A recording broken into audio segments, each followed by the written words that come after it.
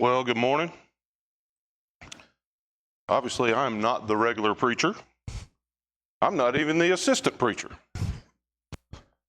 I think they did it on purpose because today's time change and everybody's within an hour, so I guess they put the loudmouth coach up here to keep everybody's attention. First off, I want to say how honored I am to be up here.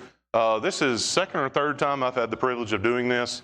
And not that it gets easier every time, but you get a little more comfortable every time. And it's also good to look out there and see players, friends, family members, people that I'm associated with on a daily basis. To have that kind of support this morning to get up and be here is huge.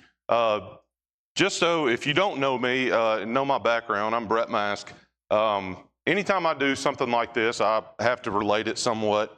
And I know Tyler's the same way when he gets up here, just to what I do on a daily basis. I'm a teacher and a football coach, one of the local high schools. So a lot of the stuff that I do actually applies to what we do in here and what we do as part of Congregational on a daily basis. Let me tell a little story. We've been talking about parables and allegories and different stories to help in Bible class, and we've really been, like I said, Josh's done a really good job with the parables. And let me just give you a little story. You can apply this to any Friday night in the fall. This is not necessarily talking about us, okay? But this has happened, I've been doing this for 20 years, and you can write this down on every Friday night. Third, fourth quarter, game's tied, big rivalry, big game. Our team ends up figuring out a way to win the game. It's a joyous occasion, okay? People are high-fiving, coaches are happy, parents are right there to take pictures, high-fiving everybody, alumni is congratulating you. And when you start looking around as a coach and paying attention, you kind of start noticing some things, okay? And there's really four distinct groups of people that you observe on a team. And the reason we're going with this is in this room, in this congregation, we are all part of one body. And I started noticing some similarities. After the game, normally there's somebody from the paper there that wants to come up and either talk to me, talk to one of the players. When we get done at the school I'm at, we go over, say the alma mater in front of the band, everybody sways back and forth. Good tradition. When you get in the locker room, you see your leaders emerge. They want to say something. They're the ones high-fiving. They're the ones coming off the field, leading the way. They have given everything that they could give. They have played hard. At halftime, they're usually those people that kind of come in and settle everybody down, regroup the team. You may see it out there on the field. Call up a group, just say, hey, calm down, we're okay. You will see these guys kind of hang around afterwards. You'll see these guys encouraging. Okay? Those guys stand out for the most part. And you can apply this to any sport, not just football. You also have a different group of people, another group of people. These are going to be the people that are just solid. They are happy that we won, contributed, may be a starter, may not, may play a lot of special teams reps, may get 4 or 5 reps a game when somebody gets tired. They've put in work to earn those roles, to earn those reps. They are satisfied with their role. They are happy to do their role. They take a lot of pride in doing their role, whether, like I said, it's just maybe the kicker that goes out there 4 or 5 times a game. It may be a lineman that rolls in, 8 to 10 snaps a game to give a starter a break. It may be that kid that's sitting there on ready in case somebody, rolls an ankle or gets a bruise or something and maybe can't play for the rest of the game. They do it to the best of their ability. And after the game, these guys are satisfied, they are content, they are happy to support, and they do everything we ask them to do. Not real vocal guys, but they're dependable. That's why they're out there. They're trustworthy. If you call them in a pinch, if it's you know, something happens and you need a guy, they're the ones right there ready to go, step up, hey, coach, I got you. Then you'll notice another set of folks, okay? These are the guys that are on the team. In the coaching world, we call these guys ERWs. Eat, ride, and warm up. Think about that. They're going to eat pregame, they're going to ride the bus, they're going to warm up. That's about it. ERWs. None of these guys here are ERWs. Don't think y'all are. They participate. They are happy that we won the game. But they're the first ones out of the locker room. They're the first ones out of practice. They're kind of the ones that maybe magically have dentist appointments, like on a Tuesday afternoon and full pad days. Now, are we going to miss them? Yes. But are they really, is the whole practice, is the whole week going to fall apart if they're not there? They don't really help out. Now, if you ask them to, they're not disrespectful. They're not really ones that are going to go out of their way. And they're not really committed to being good. Maybe have some talent, but not really dependable, not really committed just to doing what is necessary to taking that next step. And we'll look at some of the reasons for that here in a minute. And then you have the fourth group. And I can honestly say at the school I'm at, this may only apply to maybe a handful of people. And I can honestly say maybe for the most part at this congregation, that may only apply to a handful of people as well. I'm not an elder or a deacon, so I don't get the privilege of all the information. Don't want it. All right? But these are your problems. They stand off during a game. They're the ones that kind of standing over there with two or three. Everybody's, if we're on this end, they're kind of on the end over there, toting a helmet, looking around, kind of kicking the ground, not smiling. They complain to others. They look for somebody else to stand with them miserably because they're not playing. Either they're upset, something happened, maybe they got in trouble, maybe got suspended, something like that. But for whatever reason, they're not playing and they're not contributing. Maybe have some ability. And we're not just talking about the bad athlete. We're not just talking about the kid that's just happy to be on the team. We're talking about guys that probably think they should be playing, but then they want to complain about it. They pout because they don't get in, even though we're winning the game. When they do get in, it's probably in mop-up duty when we're winning the game big or getting beat really big. And when you tell them, hey man, it's your turn, they kind of suck their teeth or they kind of look at you like, okay, now you won't. Okay. They think they should be in the game. And the number one thing is, coach doesn't like me. Or somebody doesn't like me, or that's somebody's son, that's somebody, he knows his daddy, or he knows that. There's a reason. They leave directly after the game, and their whole goal is to get those people that are on the roster down on their level because misery loves company. So in general, you could kind of see there are four types of people on a team. And I would go ahead and venture to say there are probably four types of people in a local congregation. And these are all going to apply. Now, two of those are really good. We need leaders. We need workers. We need doers. Two of those at the bottom are not good. One could potentially be, and the other, the bottom, just cause a problem. Okay? Let's go back to our scripture reading this morning, and thank you, brother, for doing that. Dedicated service. Couple of things that I wanted to point out in this. And everything I'm doing this morning will be out of the New American Standard. Key terms that I like to pull out. This is a nod to Ed. I've kind of learned to start paying attention to pronouns and verbs and things like that, because those little words actually can mean a whole lot. Gifts that differ from grace given each is to exercise them accordingly. Well, the word I look in there that is big to me is each. That's not talking about some. That's not talking about a certain group. Each of us, every member has a role to serve in the congregation. Each of us, not some. I think a lot of times we look around as members and we look at certain jobs. I know I have in the past that's not me. That's okay. You do not want me to get up here and lead a song.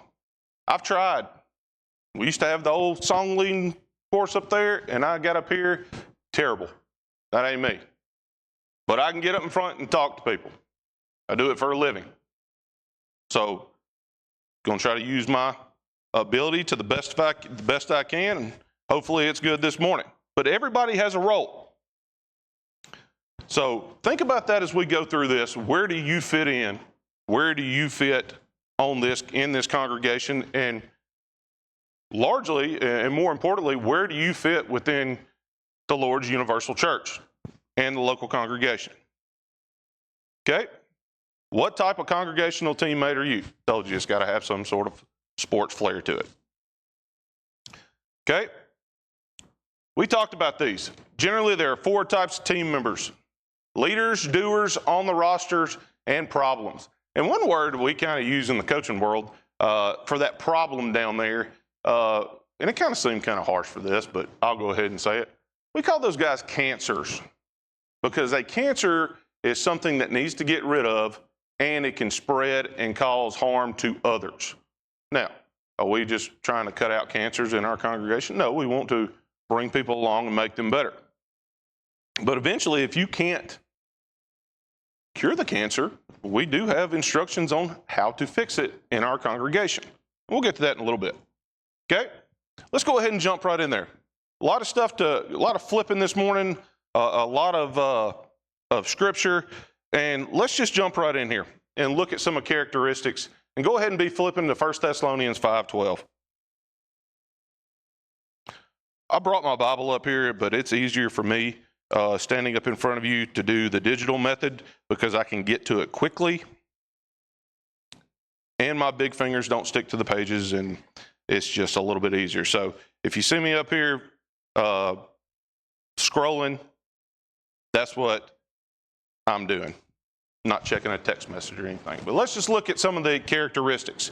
Vocal, an example. And we tell people all the time, you don't have to be a vocal person to be a leader. Okay, let's throw that out there. You can lead by example. I think, and we see scripturally, leaders are supposed to be teachers. And we have to be patient, because not everybody in a leadership role, there's a reason why there are certain people in leadership roles, and there are certain people that are doers, and this goes back to our talents. Okay? Takes initiative, encourages, makes others better. Have self-control. I struggle with that at times. Strives to be righteous. Strives to do everything perfect. Let's read 1 Thessalonians 5:12, and we're going to read through 18. But we request of you, so this is Paul, we request of you, brethren, that you appreciate those who diligently labor among you and have charge over you in the Lord and give you instruction. So diligently labor among you. So we see that a leader diligently labors and have charge over you and give you instruction. And that you esteem them very highly in love because of their work. Live in peace with one another. So we are supposed to esteem those who have leadership over us. We're supposed to respect them. At the same point in time, I think we see as leaders in the church, our leadership has a huge responsibility. Let's keep reading. See that no one repays another with evil for evil, but always seek after that which is good for one another and for all people. Rejoice always, pray without ceasing, in everything give thanks, for this is God's will for you in Jesus Christ. Okay, let's flip over to Proverbs. Got several Proverbs this morning.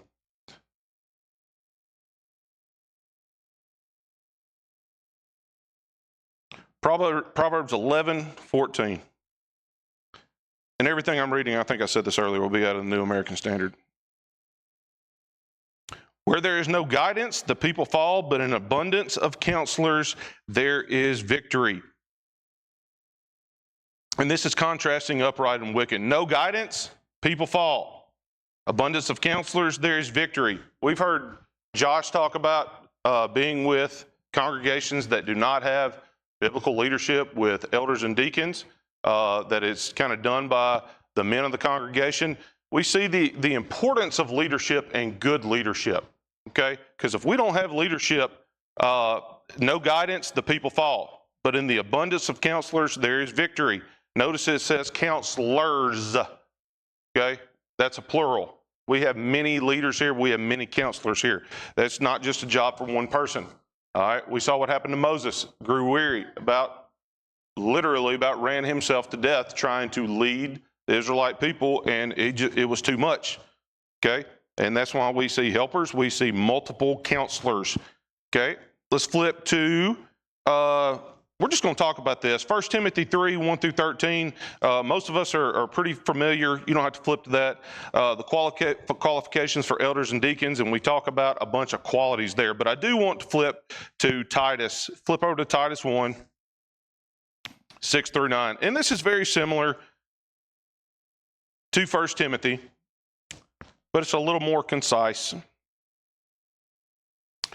And it's still talking about the qualifications for elders, and we're going to pick up in verse 6.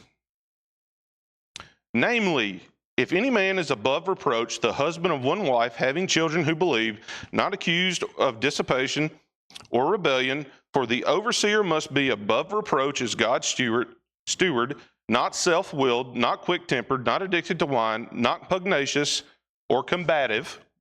I had to look that one up, I'm not going to lie. I don't go around telling people not to be pugnacious. Not fond of sordid gain, but hospitable, loving what is good, sensible, just, devout, self-controlled, holding fast the faithful word, which is in accordance with the teaching, so that he will be able to both exhort in sound doctrine and to refute those who contradict. I'd like to work for somebody like that in the workplace. I would like to follow somebody like that on a team. And I sure am so thankful that we have leadership here that fits this mold, that fits this description that we are told to be. And we're talking about overseers here, elders, okay? Not quick-tempered. That's tough. Not addicted to wine, not pugnacious, combative. That's tough. Not fond of sordid gain, but hospitable, loving what is good, sensible, just, devout, self-control. Those are qualities of a great leader, and those are qualities that we're commanded to have as overseers if we want to become one of those as a male in the church. That those are things that we have to strive for. Well, what if you're not an elder or a deacon? Okay. What if can you still be a leader? I think absolutely. Let's flip over to Titus 2. Should be one chapter over. And let's talk about ladies in the service. Can you be a leader? Absolutely. Okay. Now, are we talking about being an elder or a deacon or standing up here? No. Okay. We have scriptural doctrine that says what our roles are. However, let's start reading right there in Titus 2, 1 through 5. But as for you, speak the things which are, I'm going ahead and start in verse 1. For sound doctrine, older men are to be temperate, dignified, sensible, sound in faith, in love, in perseverance. Older women, I don't know what definition of older women is, and I'm not going there. So if you are an older woman, you know who you are. If you think you're an older woman, I'm going to say you probably are. So I'm not even going there. Older women likewise are to be reverent in their behavior, not malicious gossips, nor enslaved to much wine, teaching what is good. That's a job right there. so that they may encourage the young women to love their husbands, to love their children, to be sensible, pure, workers at home, kind, being subject to their own husbands, so that the word of God will not be dishonored. Likewise, urge the young men to be sensible in all things. Show yourself to be a good example of good deeds, with purity in doctrine, dignified, sound in speech, which is beyond reproach, so that the opponent will be put to shame, having nothing bad to say about us. Well, that pretty much covers everybody in this building.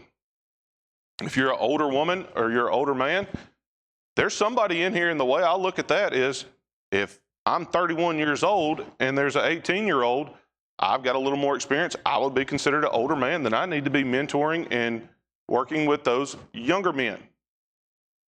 Okay? I don't think we put an age on older. To me, that seems more of an experience type deal. If I'm older, then I'm older than you. I have more years than you. Old does not necessarily mean that you have to have white hair and walk around,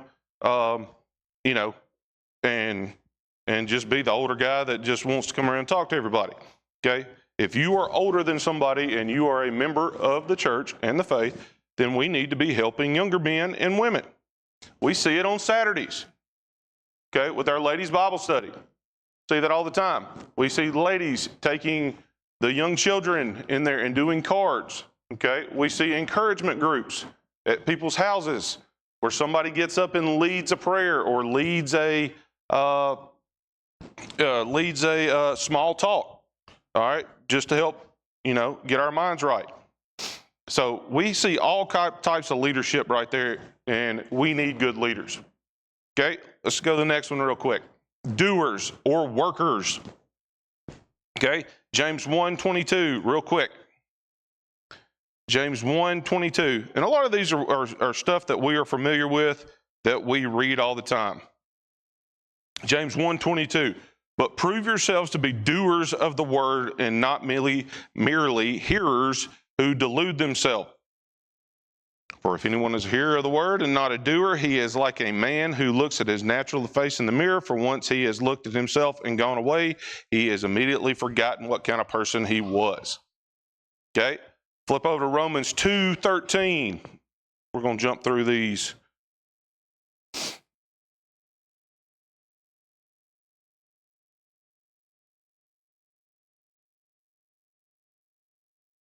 Romans 2:13. For it is not the hearers of the law, but doers of the law that will be justified. Well, let's look at some of those characteristics. Supports the work being done, active in the works, accountable, takes correction and tries to improve. Those guys that are contributors on our teams and teams that I've coached, when you coach them, they'll tell you, yes, sir, I got you. They'll ask questions. They're okay with being wrong as long as they're willing to get better. I have messed up more times in my career, in my life, in every aspect of it. Sometimes it wasn't easy taking correction. Sometimes we are stiff-necked and hard-headed and think we're right, okay? But a good worker and a good teammate is going to be able to take correction. And they're not going to take it personal. They're going to do it knowing that it's for the betterment of their lives, it's for the betterment of the congregation or the betterment of the team. Okay? It is to make them better. And that goes back to that leadership. Are you making people better around you? Matthew 5:16, let your light shine before men that they may see your good works. People should be able to look at us and see what we do and know that we are working for the Lord, that know we are out there trying to do the right thing. Are we perfect? No. I tell my kids all the time, you're going to mess up. Your name is not Jesus, okay? You're not going to be perfect. We're not going to be perfect in this building. We're not going to be perfect with this congregation, but we have to be able to be a worker and a doer and also be accountable for our mistakes and accountable for our actions, and then take reproach and be reproved to where we take those things and we try to apply them and make ourselves better. Revelation 3, let's flip over there real quick. Revelation 3, 19 through 22.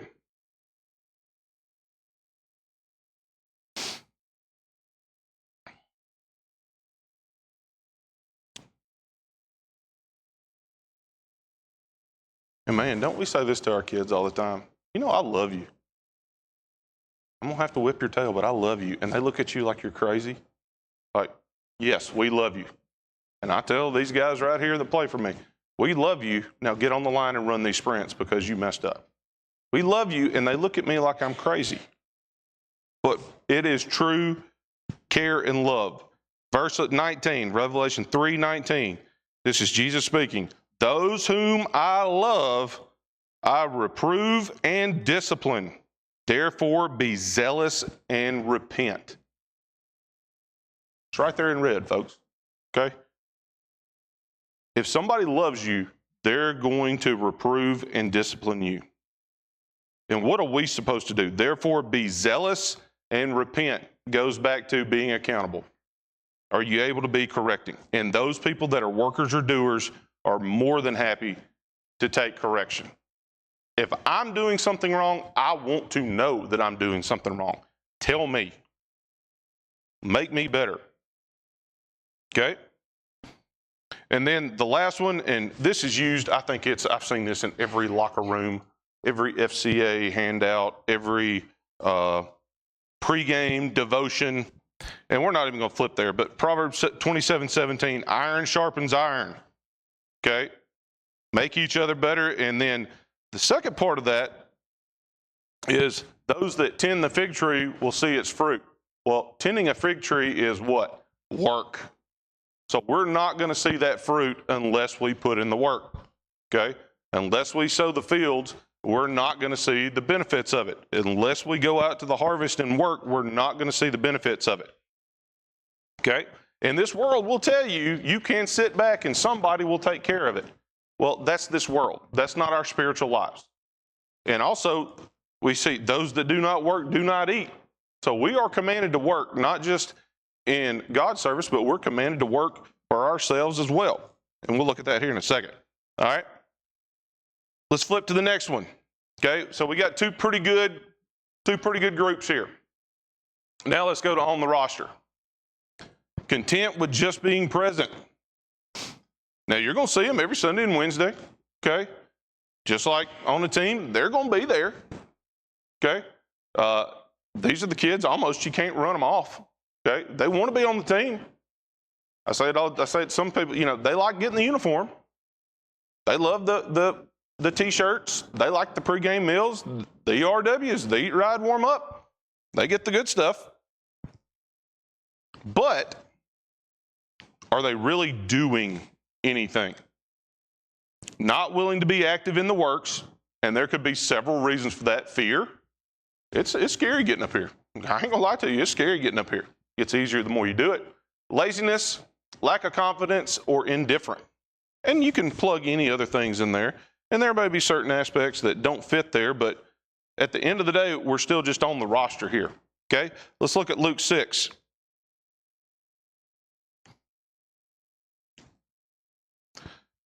And we've all done the song. We've all done the Bible class. Okay, Luke 6:46 through 49. And we're talking about the wise man, and we can get up here and do the song and all that, but building on the foundation. Luke 6:46 through 49. But why do you call me Lord and do not do what I say? Everyone who comes to me and hears my words and acts on them. So let's go back to looking actual words. Everyone who comes to me hears my words and acts on them. Not or either, or if you want to, but hears my word and acts on them, I will show you whom he is like. He is like a man building a house who dug deep, laid a foundation on the rock, and when a flood occurred, the torrent burst against the house and could not shake it because it had been well built. But the one who has heard and not acted accordingly is like a man who builds his house on the ground without any foundation, and the torrent burst against it and immediately collapsed, and the ruin of the house was great. We've all sang that song, okay? If you've grown up in the church, you've sang the song about the wise man building his house, okay? But that's important, but I wanted to look at kind of what those words mean. Hears my words and acts on them. You are like the man building a foundation whose house will not wash away. If you hear those words and do not act, and you're just on the roster and you're just hanging around, eventually that foundation will be washed away. Eventually that house will be gone. We also see in Matthew, we've talked about this, the parable of the 10 talents. One gets 5, one gets 2, and one gets 1. Let's flip over there to Matthew, and I really want to look at 24 through 26. Matthew 25, 24 through 26. And again, most of us here this morning are probably very familiar with this. But the one servant, the one slave that did not work to grow the master's money, he just hid it. That's like having a talent and not using it. Let's look at verse 24 through 26. And the one also who had received the 1 talent came up and said, Master, I knew you to be a hard man, reaping where you did not sow and gathering where you scattered no seed. And I was afraid and went away and hid your talent in the ground. See, you have what is yours. But the master then answered and said to him, You wicked, lazy slave, you knew that I reap where I did not sow and gather where I scattered no seed. Then you ought to have put my money in the bank, and on my arrival would have received my money back with interest. Therefore, take away the talent from him and give it to the one who has. And then, and we see the punishment for that later on. But a couple of things I want to point out here. What's some reason why people, and we see this all the time, I see it on a daily basis, have talent, but they're kind of lazy. They have the ability, but they're scared. They're lazy. They're scared to put themselves out there because deep down, I think this is human nature, and we see this here. We see this on a team. You see this in the workplace. When you put yourself out there and show that you have ability, then people expect it from you. Anybody can do things one time, but you have to keep doing it. And so when you show, and I see this on the field all the time, kid has a lot of ability, and you see glimpses of it, and they go out there and they may be in a good mood one day and be like, rah, coach, I'm going to go play. Great. Go out there and have a great day. Hey, great job. Now, let's come back and do it again tomorrow. Well, I got to do it again. Yeah, we got to do it every day. So just like that, we have to strive to be better every day. We have to strive to be better Christians every day. And it's not just a one-time deal. We can't say that, hey, God, I'll let a prayer. Okay, I'm done. Thank you. Okay, I did my service for the year. Okay, that's not going to work. Okay, we have to strive every day to not be on the roster. And we always say, what's the one slave that did not grow the talents? You notice the other two in the previous, they just kind of went on about their business. Master, thank you. He's already given a dissertation on why he didn't do what he was told. How many times folks at work in leadership positions, you go get mad at an employee, or Joel and Darren as elders, you may have to go talk to somebody, and you see this in other places, and the first thing they tell you, well, hold on, I know why you're here. I know why you're here. Okay, but let me go ahead and explain why we didn't do this. Coach, I know. They've already got a reason. Okay, they're an excuse maker. And we see this with the lazy slave as well that didn't grow the talents. Made an excuse. And we see that quite often. Last thing I want to look at in this, 2 Thessalonians 3, 2 Thessalonians 3. And we're going to follow up with this when we start talking about the problems. 3, 7 through 10. For you yourselves know how you ought to follow our example, because we did not act in an undisciplined manner among you. So we see leadership setting the example. Because we did not act in an undisciplined manner among you, nor did we eat anyone's bread without paying for it. But with labor and hardship, we kept working night and day so that we would not be a burden to any of you. Not because we did not have the right to do this, but in order to offer ourselves as a model for you so that you would follow our example.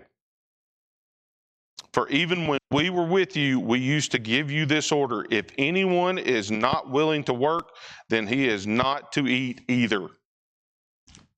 And I think there's two things to that. Yes, we're commanded to work, okay? We see Paul and them working for and not just taking. They could have very well just taken bread given to them, but they wanted to set a good example. That is also a spiritual connection there too. If we don't work, we're not going to get fed. The biggest joys, and people don't believe this until you do it, and those of you that do this on a daily basis know that the joy that you get from serving and helping others. When you see those faces of people that you help that maybe weren't expecting, and just the joy that you get from serving God is unmatched. And I think a lot of times people are scared to put themselves out there, and they're not experiencing that joy. They're not out there following those examples that we see laid out. You look at all the people, if you put out a Facebook message for somebody that needs help at Health and Drive, or a neighbor needs help, there is 4 trucks lined up with trailers to help move, or there is somebody up here putting up a big TV on a Saturday, or Russell back there building the penalty box. I mean, there's all sorts of stuff that people just jump at doing. There's a reason why we're commanded to do that, but also just the joy that you get from knowing that we are serving. And so if you're on the roster, you're missing out. Okay, you are totally missing out on the blessings that come from doing the work. And then we've all read this, we talk about lukewarm Christians. Jesus says, I'd rather you be hot or cold. Lukewarm, I will spew you out. So if we're not invested in what's going on and we're just lukewarm, we will eventually get spewed out. Now, last ones. Problems. Couple of characteristics. Complains about leadership, but not willing to come with solutions. That's a pet peeve of mine. I tell our people all the time, I tell assistants, I'm all for hearing problems, but come to me with the solution to the problem, okay? That's like, me going to Darren, I don't like the color of these pews right here. It's bothering me. Well, what do you want to do about it? I don't know, but y'all need to fix it, okay? And we see that all the time. Those of you that are in a leadership position, either in the church or in a business or in school, see it all the time. You have those complainers, okay? You educators in here, y'all been in the back of faculty meetings, and you have that one person that just wants to gripe and complain, or in a staff meeting and say, well, we need to do something about this. Well, okay, what do you want to do? Well, I don't know. They don't pay me enough to make them decisions, so that's on y'all.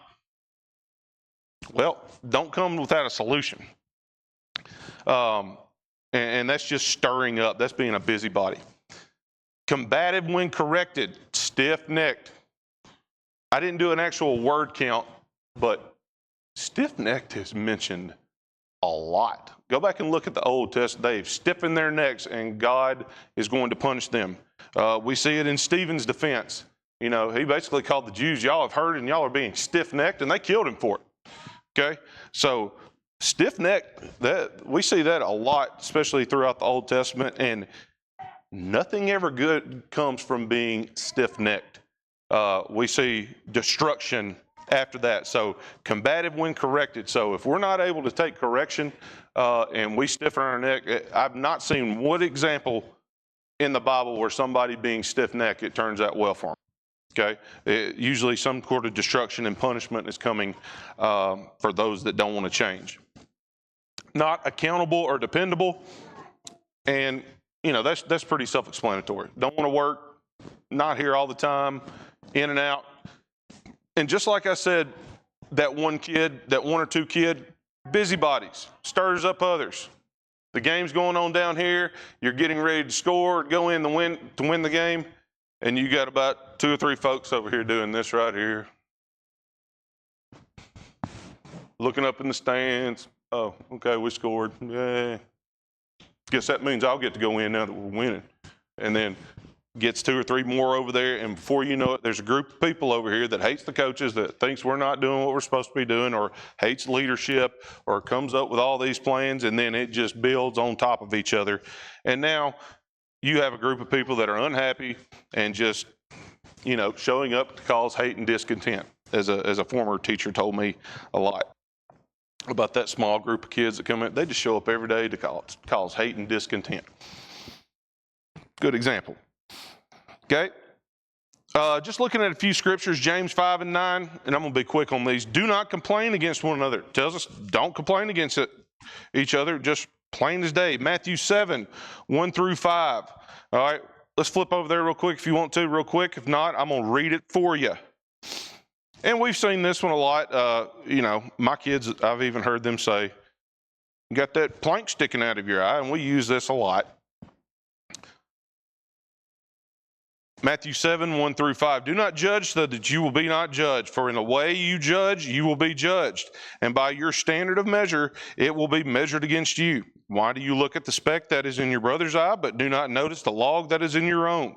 Or how can you say to your brother, let me take the speck out of your eye, and behold, the log is in your own eye? You hypocrite, first take the log out of your own eye, then you will see clearly to take the speck out of your brother's eye. And like I said, we see that a lot. We've used that a lot, but it still holds true, okay? That can hold true in our daily lives. I mean, we really need to be conscious. And before we start pointing the finger at others, I also had a coach do this, and I never understood this. And I understand why he did it. When you say you point a finger, there's 3 pointing back at you. Like, so one's going there, and then 1, 2, 3 are coming back at me. I had a coach in college. This is how he pointed. I never understood why he'd go around and he'd yell at you and he'd start doing that. Well, there's 3 coming at me and only 2 back at him. I think that was on purpose. Okay, so make sure we understand. And again, that goes back to coming back with solutions. If we're going to complain about something or we see a problem, let's don't be the problem. Okay, let's find solutions to it and let's go to the right people. Philippians 2. 14 through 16, do all things without grumbling or complaining. And again, a couple more Proverbs here. Proverbs 19, 19 through 20. Let's flip over there and read that. I do want to make a point on that. Proverbs 19. I love Proverbs. If I'm having a bad day, Proverbs is great. Kind of just puts everything in perspective. And you can find all sorts of stuff in Proverbs if you'll just read. That will help out with your daily life. Proverbs 19, 19 and 20. A man of great anger will bear the penalty, for if you rescue him, you will only have to do it again. Listen to counsel and accept discipline, that you may be wise the rest of your days. Many plans, in verse 21, many plans are in a man's heart, but the counsel of the Lord will stand. A man of great anger will bear the penalty, and if you rescue him, you will only have to do it again. So let's don't get to the point to where we get angry and stay angry and become a problem, and that people try to help us. If we stay that way and we still have that same mentality, we're just going to be in the same boat we were. May fix it for a minute, but somebody's going to have to come rescue us again. Listen to counsel and accept discipline. That's hard. That's hard for grown adults to do as well. It's hard for kids to do. But I see it all the time, and y'all see it in y'all's daily jobs, that there are people out there, adults, that will pout and act like a big old baby. Hence the smoke coming out of the 5-year-old's ears. A man, Proverbs 29:1, man who hardens his neck after reproof will be broken. Well, a hardened neck is a stiff neck. We see that in Proverbs 29:1. And then I brought this up before. We see in Stephen giving his defense, calls the Jews stiff-necked, okay, and ended up killing him. Now, the second part of that, I told you we were going to come back. 2 Thessalonians 3, I'm going to go back to that real quick. This is the second half of just being on the roster or just being. 2 Thessalonians, the other half, 3:11 through 15. Starting at 10, for even when we were with you, we used to give you this order. If anyone is not willing to work, then he is not to eat either. Okay? Pick up in 11. For we hear that some among you are leading an undisciplined life, doing no work at all, but acting like busybodies. Now, such persons we command and exhort in the Lord Jesus Christ, to work in quiet fashion and eat their own bread. But as for you, brethren, do not grow weary of doing good. And then we have some discipline instructions. If anyone does not obey our instruction in this letter, take special note of that person and do not associate with him, so that he will be put to shame. But do not regard him as an enemy, but admonish him as a brother.